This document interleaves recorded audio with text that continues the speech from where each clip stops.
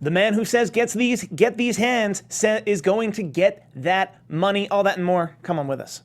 You're tuning into the destination for TV superfan discussion, AfterBuzz TV. And now, let the buzz begin. We are here, we are loud, we are live, and we are ready to talk about Money in the Bank, 2018's Money in the Bank. Man, it is exciting and we are ready. I'm excited. Who's ready? George is excited, everybody's excited. We have a special guest to kind of... We have a very special guest here to right the ship. For those who don't know, George and I have been doing this show for a long time and we are trying to up the game. And in order to up the game, we need moderators to moderate us, because otherwise we'll talk about everything all the time. Here to moderate us, she is Sarah the Rebel. It's Sarah the Rebel. I'm just going to be doing a lot of this. So much of that. I'm really excited. Thank you for having me. When your hand goes up, our mouth will go shut. Correct. Perfect. I was told there'd be a talking pillow. There's no talking pillow. I forgot my little stick. Oh, that would be, a talking stick would be important. To her left, the encyclopedia of sports entertainment. He is George Hermoza. Yeah, this is me. And I am going to hand the talking stick over. Hello, it is I. And today we're going to talk about a lot of topics, but we want to start off talking about the most important topic, the most important championship belt. The WWE Championship match was not the main event yet again. How do you feel about that, Steve? Whew. So, it not being in the main event most weeks, most months, most pay-per-views, I would agree that that's a travesty. Except for Money in the Bank and the Royal Rumble. And if they ever do King of the Ring again. If you tell me what the event is, and it's a gimmick match, and it's not a gimmick match that'll include the championship, I'm okay with that gimmick match being the main event. However, next month when it's Great Balls of Fire or Extreme Rules or Extreme Great Balls of Rules... I'm sorry, they're going to do that now and it's going to be my fault. And it's, you know, Roman Reigns and whatever he's up to is the main event. Yes, then I'll be very upset and neck bearding and typing. Okay. When I saw the card again, I saw there's not going to be a Universal Championship match. I was like, finally, you were going to see the WWE Championship match. And AJ Styles, more importantly, get his due. As I know he's main evented before. You know, this isn't this. He's not never ever main evented. I don't know. There's just something about. I feel like maybe they don't have confidence in him. I don't know what's going on. But I will agree to your point, Steve, that when I was kind of typing up some notes going over the show and whatnot, I was like, well, the pay-per-view is called Money in the Bank. I mean, if it's going to be one show where he's not going to main event, I guess it's okay for Money in the Bank to be the main event in Money in the Bank. Now, for Backlash, that's a whole other story. Obviously, we talked about that, about a month ago. To quote Conrad, you can find that in the archives. You like that, Steve? And you can find that. You know, we talked a lot about that. But at the end of the day, I think I'm okay with the main event of tonight being what it is. Now, next month at Extreme Rules, I don't think Brock's advertised. So I really do hope to see at least AJ get some love and really get that main event slot. I think they're in Pittsburgh. Should be a hot crowd. So do you think that AJ is not looked upon as the kind of superstar material that Roman Reigns is to the company?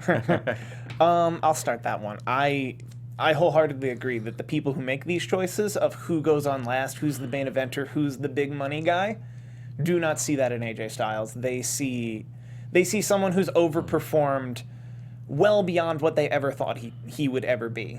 They probably saw him as a utility guy that would pop a number in a very short period of time and would get great matches with guys like Chris Jericho. So for him to have been the champ that runs the camp, the main event of SmackDown, the guy that he is, he's over-delivered. Something to keep in mind, too, though. Last year, Money in the Bank, what was the main event? The Money in the Bank match as well. And I believe the champion was Jinder Mahal versus Randy Orton. Boo. Sorry, that was a terrible memory. But yeah, just something to keep in mind. I mean, again, I do see that they do have value in AJ. But man, like, I don't know. I just feel like he's not getting any love. Yeah. So speaking of AJ versus Nakamura, we've seen this match escalate. This was a last man standing match. Where would you rank this amongst the other matches we've seen from them so far? And we'll start with George. Let me just start off by saying, when they announced the last man standing match, I was not a fan. Like, okay, so and obviously I'll get your thoughts in a second. It's like, the last time they fought on pay-per-view, it ended because both men could not enter the 10 count. So how are you going to book a last man standing match? It's like you get a lot of interference come in. Oh, let's book a lumberjack match then. I'm like, okay, that's kind of, contradicting the actual stipulation of the match. With that said, not really too big of a fan of last man standing matches because I feel they're a little anticlimactic. I'm a big fan of the traditional 3 count. The 1, 2, the kick out at 3, or the Vince 1, 2, 3. You got, oh no, he didn't get him. I'm a big fan of that. With that said, this was my favorite match out of their series of WWE matches, and this was my favorite. This was my, again, even though I'm not a big fan of the actual gimmick match, this match was amazing. I really was captured in the moment. I really thought it was going to be Nakamura's time, but I'm not upset that he lost because I think AJ really is the best in the world today. But this was my favorite match out of their Mania, Backlash, Greatest Royal Rumble, out of all of them. I still like the Greatest Royal Rumble match more than this match as a match, but I do like that this match had a finish. And if we're talking overall, obviously, Wrestle Kingdom is... I mean, if we're talking overall combinations of these two fighting, it's Wrestle Kingdom, and then we're fighting for... I don't see that on the list, Steve. What is Wrestle Kingdom? What is New Japan? Correct. I know is the WWE way of looking at it. I think that's where I put this. This is starting to feel a little stale for me. I agree. I think this whole feud was not what I wanted for the two of them, and I feel like... What did you want, though? I'm curious myself. Sure. I don't think they needed to get weird and gimmicky at all. I think these are two outstanding technical wrestlers who could have had a really great series of matches without all this weird low blows and having to figure out who's the heel and who's the face. This could have been a match of champions. People didn't need to feel that extra story to get pulled into it. People were already excited by their skill. So that's my 2 cents. So where does Nakamura go from here? Do you think he's ever going to get his hands on a championship? What's happening to that? George, we'll go with you again because Steve has talked a lot. I thought for the longest time he was going to be number 51, the 51st WWE champion. I think, I remember 50 was Jinder Mahal. I go back to Alberto Del Rio, 2011. He won the Royal Rumble, at that time the largest Royal Rumble ever. It was 40 men. And then he went on to WrestleMania and he lost to Edge. Then Edge vacated it. He went on to face Christian at Extreme Rules. He lost in that match too. But that didn't mean he was going to be a main eventer. By SummerSlam, he actually became the WWE champion, if anybody remembers. And I hope that they really do see that, what they see in him and Nakamura. I know they do. Obviously, we're not going to argue that he's not ready. We all know he's ready. We all know, we're all fans of New Japan. We all saw him in NXT. We all saw what he can do. So we know he's ready. It's hard to say just because I feel like it's going to come. It just kind of, especially with him losing, when? Right, when. Steve, any thoughts? I believe I was on record this time at Backlash saying that they should have moved on from each other to come back at SummerSlam. That AJ needs to work someone new and then Nakamura needs to work someone new to make us... Or I guess I thought Nakamura would be in the Money in the Bank match to keep him away from Styles, and then Styles can go up against The Miz, whoever. There are a bunch of amazing people on that SmackDown side that it could have been Kofi, Big E, I thought we would care more about this matchup if they cooled it off to bring it back. What do you think then? Speaking of that, what do you think is the next match, next feud for AJ? Trying to think. Because Braun's on the Raw side. Braun's on the Raw side, some Money in the Bank on both Raw sides. Who is the U.S. champion? And this is a real question. No, I get confused every time there's a Okay, match. then... Randy Orton's injured, I guess. So, I don't think we would have saw face versus face. But it's hard because I was thinking about that too. I'm like, The Miz? But I kind of wanted to... I predicted, I know we'll get to the Money in the Bank in a little bit. I predicted The Miz was going to win Money in the Bank. Nakamura would win the championship match. And then it would set up maybe Daniel Bryan somewhere down the road to face Nakamura. Nakamura loses to Bryan. Miz catches in on Bryan. That feud escalates to obviously everything that we need to see at some point. I don't know who's next for AJ. Obviously, they're probably going to do some form of fatal four-way with maybe, Rusev. Rusev, that would be fun. Rusev would be fun, and it would be in typical WWE fashion. Like, oh, you like to cheer this guy? Well, why don't you go up against the other guy you like to cheer? Now you got to choose. Oh no, Rusev got buried again. How did that happen? I mean, I kind of want to see, speaking of Nakamura, maybe we'll see something with Daniel Bryan and Nakamura. I know we were clamoring at that a few years ago when Bryan said that tweet when Nakamura was in New Japan. right. Yeah. Saying like, hey, can we get you? And they were like, no, it's never going to happen. Obviously, things happened since then. Obviously, we'll get into Daniel Bryan's match in a little bit later, but, he came out looking good as well. I don't know. I feel like we're going to see a lot of dream matches. If anything, I feel like I'm calling it right now that we mentioned it. And I just thought of it right now. The next program for AJ Styles is going to be Samoa Joe.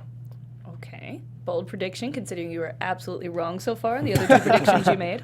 I hope for that. I think they'll go a different way. Especially because they had that one match. No, my bad. That was Bryan versus Joe. Never mind.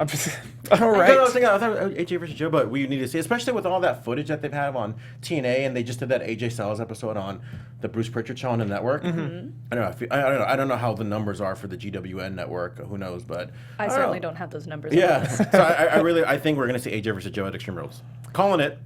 I think I'd love to see knees versus kicks with Bryan and him. That'd be dope. I would love to see that, and I hope, especially on the SmackDown side, they make a big deal out of dream match, like the summer of the dream match. Dream match, one more time. It's funny that SmackDown has a lot of that, but Raw is like, Braun. Yeah. Don't you guys really love this guy? So speaking of some of the folks in the Money in the Bank match, let's move on and actually talk about that match. Do you think the right person won? Who did you have picked? Let's dive right in. Steve, we'll start with you. I'm gonna call this the Oscar Conundrum, which is if you put Asuka in the Women's Royal Rumble match, she better win the Royal Rumble match. Similarly, if you put Braun Strowman in the Money in the Bank match, he can't lose the Money in the Bank match. You're talking about someone who won the tag team championships by himself. You're talking about somebody who can flip cars. You're talking about somebody who, if he felt like it, could probably flip the whole building. Storyline-wise, you either keep him away from that match so other people have a chance to win that match, or he wins that match. So I do think the right person won.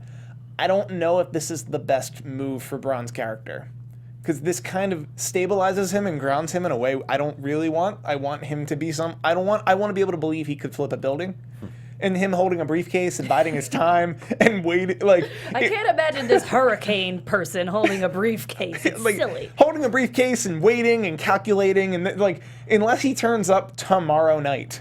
He should just hit someone in the head and be like, you. And they're like, no, that's not how the briefcase, what you have to go to a, oh, okay. It's the next person, you. But he's not here. I think a briefcase, I think the Money in the Bank briefcase hurts his character in that regard. But then again, it makes him heir apparent to a Brock Lesnar match, which makes me excited because that's the match we all want. It's the matchup we all want. Out of the 8 people that were in this match, I probably would have had Braun maybe at 6th favorite. I thought Balor was definitely not going to win. I would have liked them to see Kofi win it, but I mean, obviously, I don't think he would have won. Honestly, like I said, I had Miz winning. I really thought that Miz has been on such a roll as of late where I think he could have elevated his game a whole nother level. Not that he needed it, but just as Money in the Bank. Obviously, you were so used to him being with the championship. Him and the Intercontinental Championship has been so synonymous with each other. Obviously, I don't think he's going to go back to maybe winning the U.S. belt. I picked the Miz just because he didn't win. I don't think it was the wrong person that won. Now that Braun did win, I think it's interesting.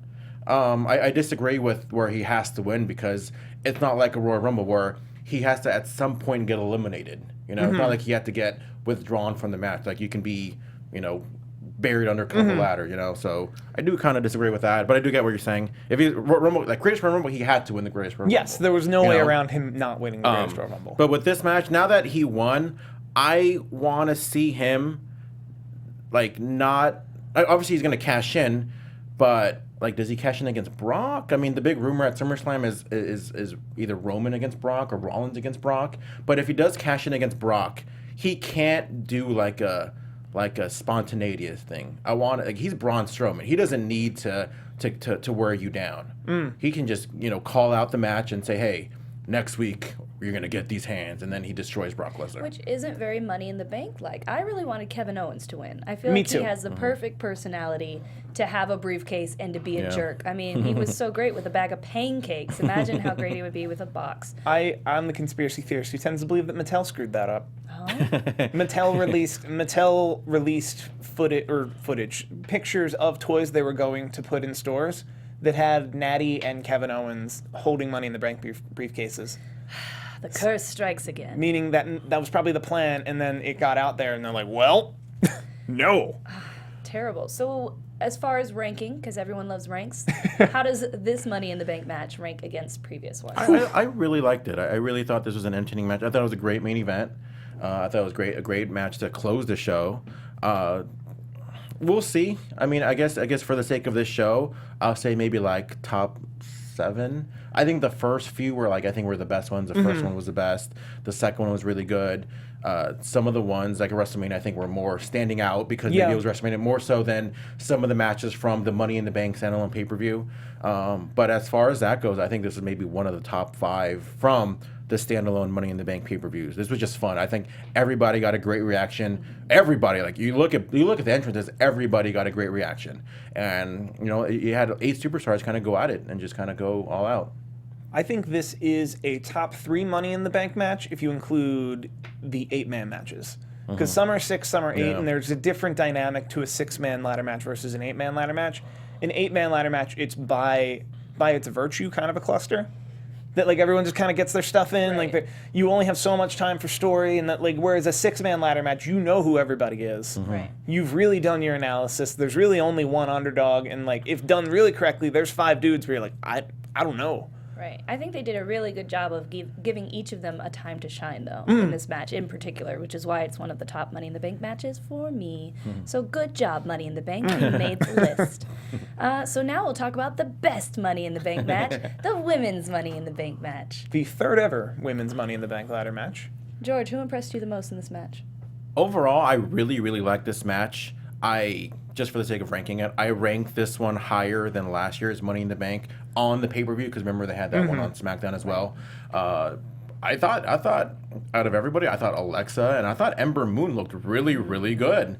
I like that they made it a point where they said it's her. She from her debut on WWE to actually being in the match, she's had the shortest amount of time about being on the roster. But and she definitely showed that she belonged there for a long time. And I thought Ember Moon looked great. Alexa looked fantastic. Obviously, I think you all know my opinions on Alexa Bliss. Charlotte, Becky had their time to shine. I really, really like this match a lot. Yeah. Well, Ember Moon is an indie girl, and indie girls are made for ladder matches. What? You want me to throw my body into this and die? Got it. Cool. That was called Wednesday. Right. Before I did that, I'm always partial to Becky Lynch.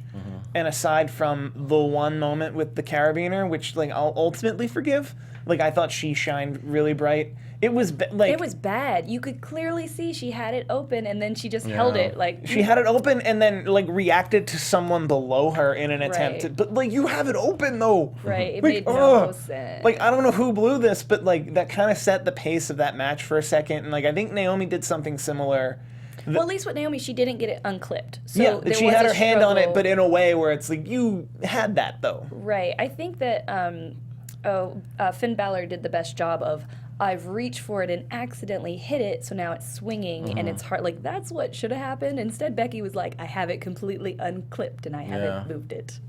Very strange choice. I mean, I liked it. I like the one from SmackDown as well. That's Money in the Bank, that redo. I thought that was a great match. I thought that should have been on the original Money in the Bank pay-per-view, but we all know how the story ended up, and maybe it fit, especially with how it ended up being now. But yeah, I really, really like this match. Obviously, there's not many to compare it to. There's only been technically 3. But yeah, I kind of had Charlotte winning or even Becky. But once I saw Alexa win, I'm like, okay, that's the right choice. And obviously, fast forward, spoiler alert, to later, she wins. But but a second she held that briefcase, actually held the belt. I'm like, yeah, the right person won. The right person totally won. Do you disagree? I agree. I also, since we're talking about this Mattel conspiracy theory, I wouldn't be shocked if the plan was for Natty to do exactly what Alexa Bliss did.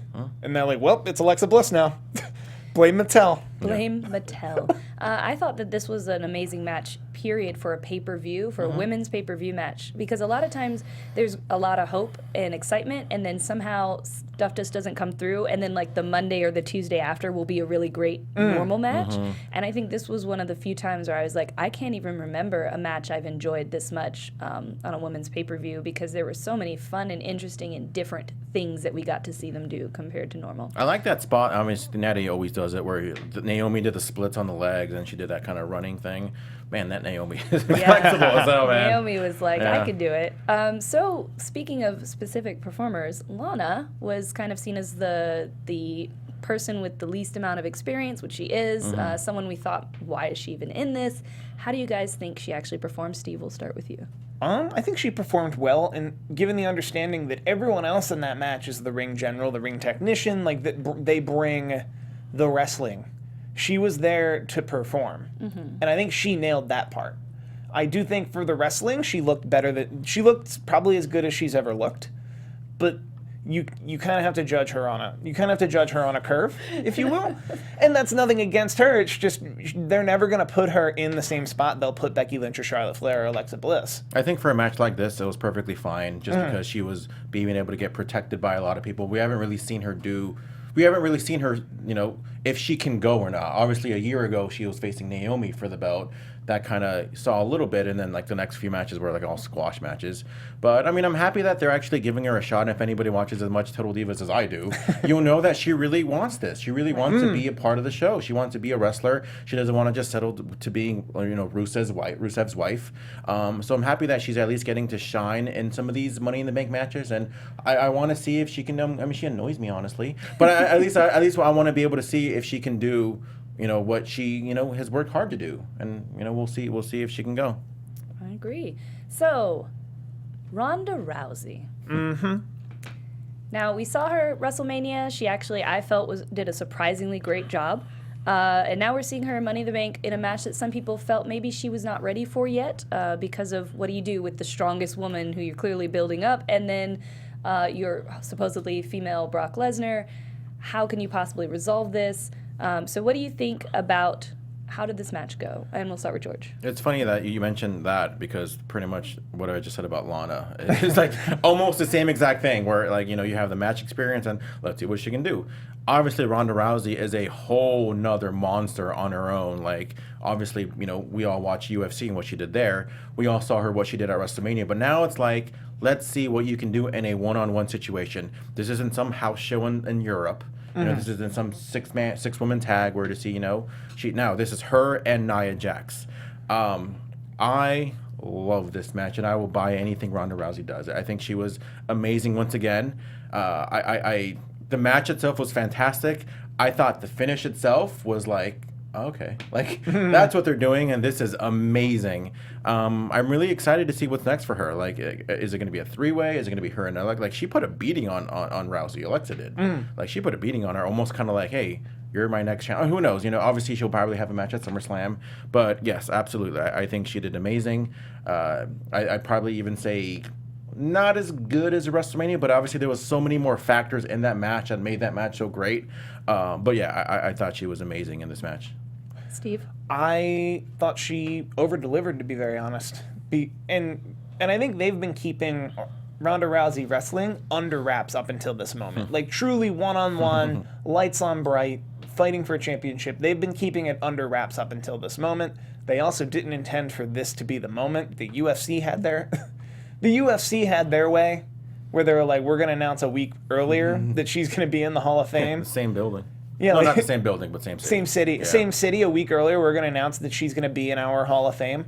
So they're going to have to scramble. And they scrambled within 4 weeks, I want to say, to get this match together, to have her face the champion, which probably wrenched their plans, because I'm sure they wanted to save this for a SummerSlam Brooklyn crowd.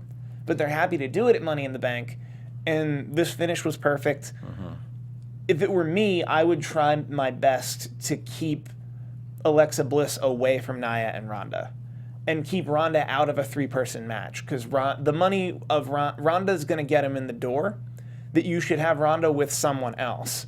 So either you have Ronda Nia again, winner faces Alexa, but then you have to find a way to actually do that. I think this was a kind of a dangerous match to even put together because I don't think Nia is a very good in-ring performer, and Ronda is very new. And I think what I learned from this match is Ronda is amazing at bumps and selling. She's very, very good at making sure she lands safely. And watching her manually judo hip throw. Oh, God, yes. Man. Nia didn't jump or get light or anything. That was just real, raw strength. And I'm not sure if they planned it that way to actually show off her strength or if Nia just forgot she was supposed to jump. I don't know. But it was exciting to watch. I think it was interesting. And like you both said, I love that the finish was both these women still get to look strong. Yeah. What my dream goal would be is Nia gets better. She, you know, she has more and more opportunities to get better, and then we see this happen again. I'm a big fan of like Japanese women's wrestling, like Bull Nakano, Aja Kong.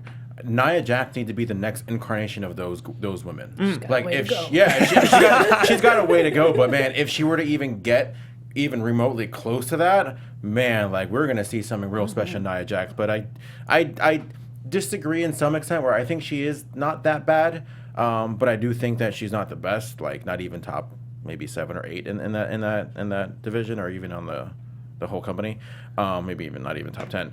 But what this match showed me is, man, I can't wait till Ronda wrestles again.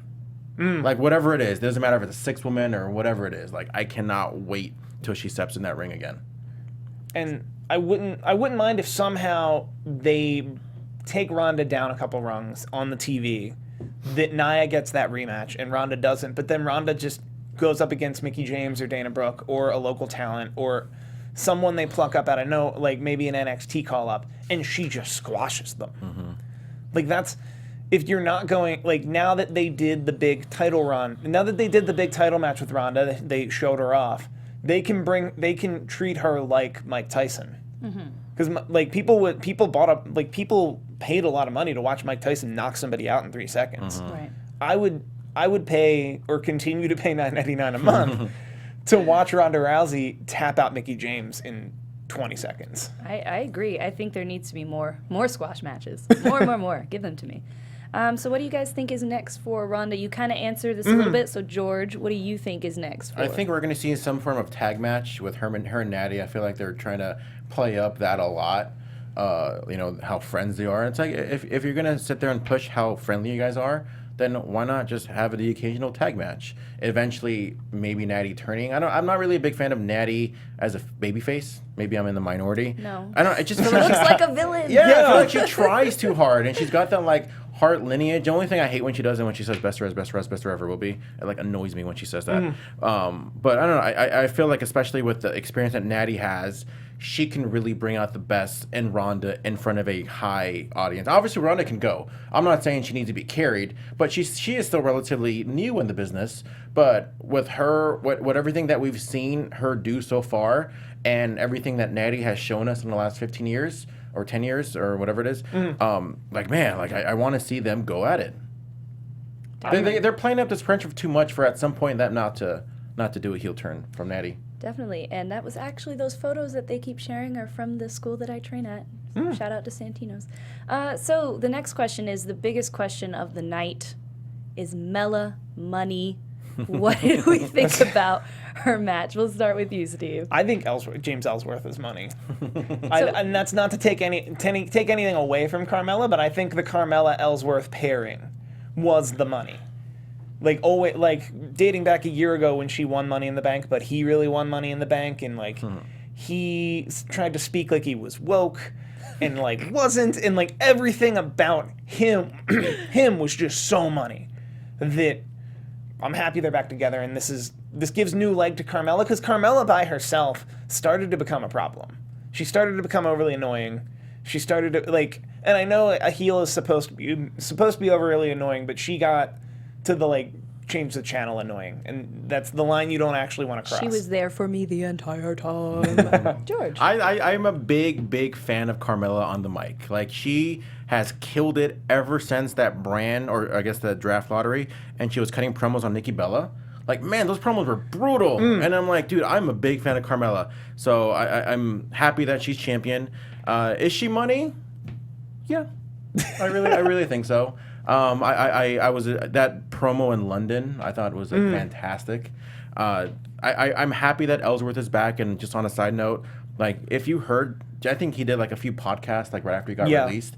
You're like, man, like, because you saw all those tweets after he got released, like, man, shout out to James Ellsworth living his dream. Like, he did so much, blah, blah, blah. And it's like, and you hear James like, I don't know why he got released, but, you know, whatever. And he killed it on the indies. Now to see him back, like, dude, good for that guy, man. Yeah. Like, a lot of people that get released are like, all right, I'm done with the business. You know, I'm going to take a break. But, like, he killed it. I'm just curious what's going to happen to the intergender championship that he created. Like, who's going to be the next champ? Is he going to be vacated? I volunteer as tribute. So I'm happy that he's back. Obviously, I don't know about you guys. I saw rumors. I think you guys see the rumors. I saw the rumors. Yeah, it was because he had a booking in China today, and they were like, oh, well, China, that had to be whatever. But I'm happy that he's back. I think together, while she was fine by herself, I think together they were even better. I think there was a dynamic between them because she still talked. He didn't really talk that much. It's not like she didn't have less mic time because Ellsworth was there. She still had just as much mic time. But I'm happy that I like this whole full circle thing because the big topic a year ago was, you know, James Ellsworth, you know, essentially grabbing the briefcase for Carmella last year. Now fast forward a year, helps her beat Asuka, and I like this whole full circle kind of thing, and I'm happy that they're back together. Maybe now that Big Cass is out of the picture, maybe now they can be, you know, a little couple. I hated everything about this. Really? I do not like the way they're treating Asuka. I think it makes no sense. I think she looks incredibly weak now. This was the only way to go because they needed to show some sort of trickery to have Asuka lose, but Asuka has just been losing, so it still doesn't matter. And I think it's really weird how both her and Nakamura, they both came up, they both had these really big wins, and then they were both kind of not given the path that we've seen for other people in the past when they win that sort of thing. So I was not a fan, but I'm happy James is back. At first I saw the hands on the rope and I was like, oh, maybe it's Charlotte. And then my boyfriend was like, those are man hands. And I was like, maybe it's Charlotte. Like now that you mentioned what you just said though, like I don't want to take it there. But like I'm thinking now that I think about it, it's like we saw that big push for Jinder Mahal, you know, about a year ago because of the whole India thing. I mean, that's speculation, but we just always heard the buzz like, oh, they're going into India. It's a big market. I'm curious if like the reception for like, you know, in Japan wasn't maybe as great as I thought it would be. Maybe that's why they didn't really pull the trigger exactly. I mean, maybe it is. Maybe it is. I'm total speculation. Well, also, I don't think they want to pop a number in Japan, but they don't want to sell out the Tokyo Dome because of Asuka and Nakamura. They want to sell out the Tokyo Dome because WWE is there. So the fact that we're gonna get these people so we can sell out the Tokyo Dome with them, they don't think that way. They think, how do we get WWE to sell that out? How do we get us the brand above all else? So I think that's partly where Asuka and Nakamura got stuck, is that like, we want to do better as a brand, but we don't want them to be a main attraction anywhere, and that's where they're stuck. It's also, I don't know, it's just kind of antiquated over there. They don't see either of them as main event people. And it's going to take me a really long time to learn Japanese and manage them. It's going to take me like 2 to 5 years, guys. Tops. There's a person who has my name the exact spelling, and he is a linguist. He should manage them. Or kill him, take his place. But then I wouldn't know Japanese. Just pretend. They're very nice people. I went to Japan, and I didn't speak Japanese. And look at me, I only died once. So what is next for both of these women? What do you think is next for Carmella, and what do you think is next for Asuka? George, we'll start with you. We have Charlotte. We have Becky Lynch. We have Natty's on Raw. I'm guessing maybe Becky Lynch. We kind of saw that Charlotte Carmella back at Backlash and that ran SmackDown. Becky Lynch has kind of been there. You know, she's there. She's always healthy. She's always ready to go. So it wouldn't surprise me to kind of see her put in that spot and really see, like mentioned, like, you know, with Rousey and Natty, like Carmella, while she's not the best in the ring, you know, I'm sure she can have a lot of support, you know, with somebody like Becky Lynch, who obviously we know can go. You know, there's a lot of heels on there too. Like, we have, Sonya Deville, Mandy Rose, the Aussies. Like, obviously, it's going to be none of them going up against Carmella. But I think the more natural is going to be, Becky Lynch. I think that's what we're going to see at Extreme Rules. That's a very surprising choice to me. But now that you've said it, I do think she could have some great matches. Charlotte tends to not do as well with less skilled in-ring opponents. So what do you think? Lana with a fluke. Lana with a fluke. Maybe, well, because I could see Paige either this week or next week coming out and pretty much saying the slate's clean. Like, is Lana a babyface or a heel? They could. I think. Gray. Similar to Rusev, they don't want you to cheer them, but we do. So I could see them going I could see them embracing that with Lana. Paige coming out and literally just saying, it's a new deal. Everybody get in here. The winner faces Carmella at the next pay-per-view, and then Lana, some type of banana peel, 8-person schmaz. We don't have Asuka's record to protect even at all. And then you can set up the heat in that match where whoever Asuka can have a 3-way with Becky and Charlotte. And maybe I'm crazy, but I would love to see the three of them have enough beef to just have a match. And really go, and the stakes are just that they have a beef. And that it's Lana Carmella as the title. That would be my fantasy booking hat. And we are actually running low on time, so we're going to just fast forward on to the Roman Reigns experiment, which continues. Boy, the audio sounded really interesting during that match. What are your thoughts about the match overall? Steve, we'll start with you. This match could have been 5 stars. That crowd was not going to be involved. That crowd was not going to love it. That said, it was a cookie-cutter standard Roman Reigns match. We've all seen it. We all know it. We've all been very vocal about it. I don't know. It's beyond an experiment at this point. It's just insanity. Because if this were an experiment, the data is showing you it's not working. Is the data showing that with advertisers? That's the real question. I have George. a experiment of myself. Next time you watch a Roman Reigns show or match on a pay-per-view, especially with a crowd like this, pretend that he's already a heel. I promise you, the match is going to be much more entertaining. Yeah. Promise you. I did that today. I was like, man, this match is good. if you already envision him as a heel, you're like, oh wow. What was interesting to me is, being trained in wrestling, you learn to look for certain things, right? Jinder was doing all of the little things a good heel does to try and get the crowd to get back in the game.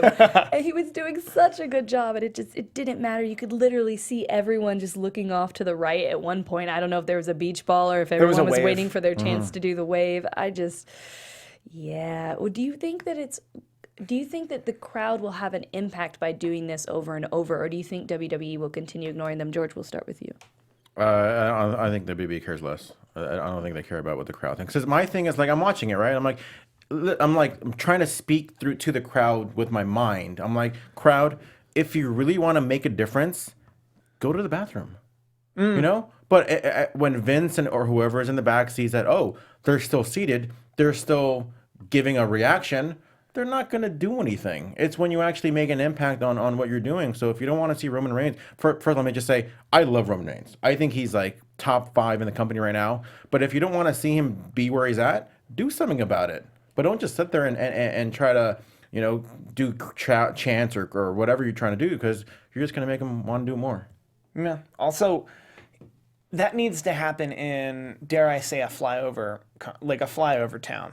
Because Chicago, they're prepared for this to have not gone well in Chicago. That's why they didn't put him up against anyone of note, if you will, other than Jinder Mahal. That it's more of an experimental Jinder Mahal, why not? He didn't go up against Bobby Lashley, who's someone they have feelings about, they have high hopes in. That they didn't do that with Roman Reigns here. It was just no, just Jinder. They'll go out. Chicago's going to shit on it.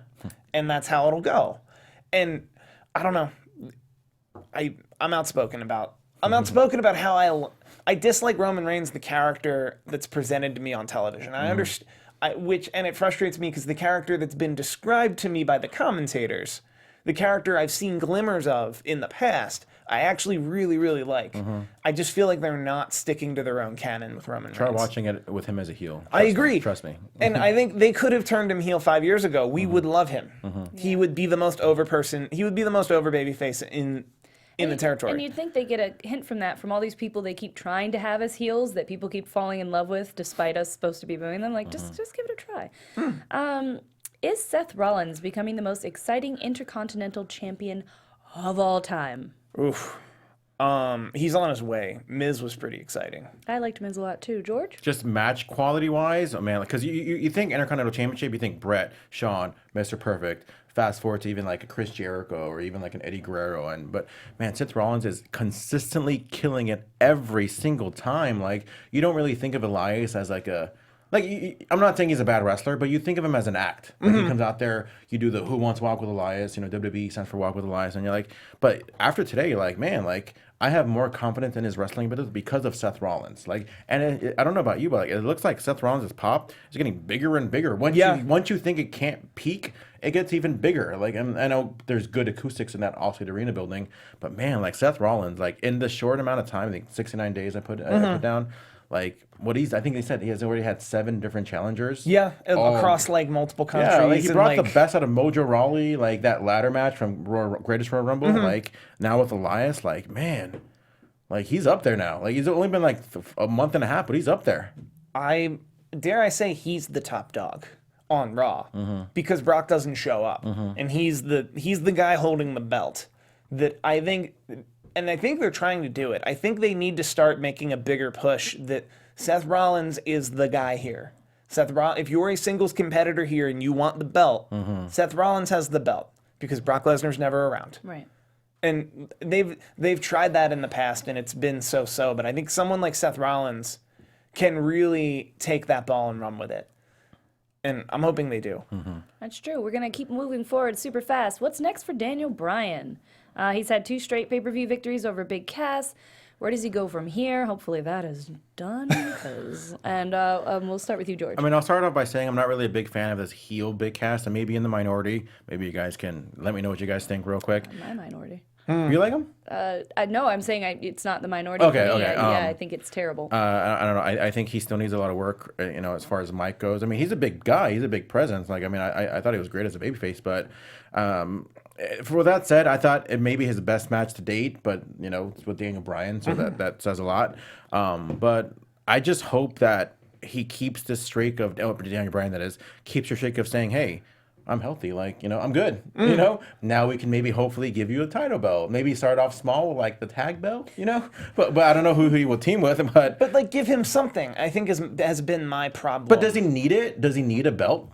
No. Because he's had every belt. Did Brock Lesnar need a belt? Oh, that's Brock Lesnar, though. I mean, he won't show up anyways. Just say, But, like obviously, like, we all want to see him maybe get that WrestleMania main event, which he's already had already, but, like, where do you go from here? Like, what do we want to see Daniel Bryan do? Shinsuke besides Nakamura. Shinsuke, Samoa Joe, AJ in a good pay-per-view match, like Mick Foley, Seth Rollins, Braun.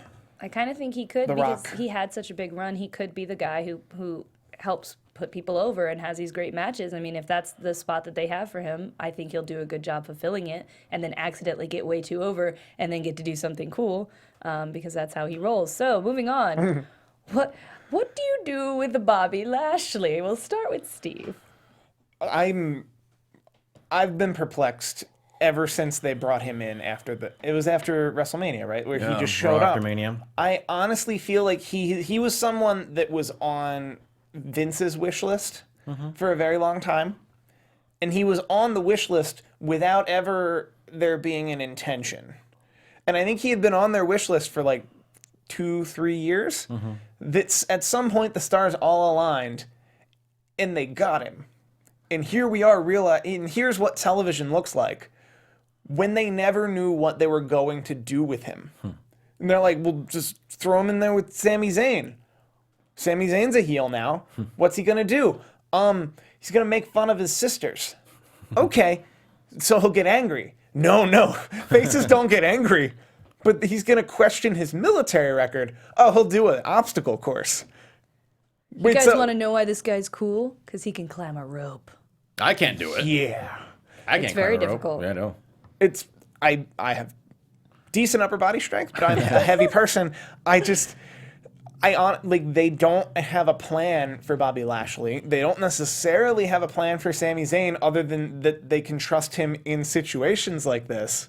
Can they? Well, he did the best with what he But, like, that's what I'm saying. Like, that they can trust that the segment will be as good as it can possibly be under Sami Zayn, and that if it's like as terrible as it was, it's not his fault. It's never going to be Bobby Lashley's fault.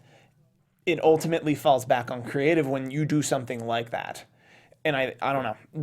They don't have a plan for Bobby Lashley, and that's the problem. Considering that Bobby Lashley is full-time, or I think he's full-time, I would like for him to get that world title, universal title. I think he'd be great being that monster that Brock Lesnar has been booked as. It's just that Lashley can be there every week. You know, I really think he's world title material. I think he can be a fantastic heel. I love this heel work in Impact Wrestling.